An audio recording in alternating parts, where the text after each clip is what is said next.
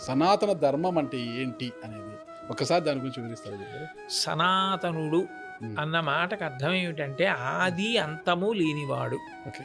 ఆయన ఎప్పుడు పుట్టాడు అంటే ఎవరు చెప్పలేరు. ఆయన గిట్టడం ఎప్పుడు అంటే అది ఉండదసలు. అట్లాంటి వాడిని సనాతనుడు అంటారు. అప్పుడు సనాతనుడు ఎవరు? భగవంతుడు. ఈ ధర్మము కూడా సనాతన ధర్మము. అంటే ఇది ఎప్పుడు పుట్టిందో ఎవరికీ తెలీదు.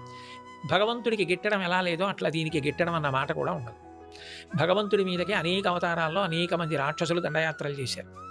రాక్షసులు మడిసిపోయారు, భగవంతుడు మిగిలిపోయాడు. ఈ ధర్మం కూడా అంతే. అంటే ఈ భగవంతుడి యొక్క ఉచ్ఛ్వాస నిశ్వాస ఇప్పుడు నేను మాట్లాడాలంటే ఊపిరి తీస్తూ మాట్లాడలేను.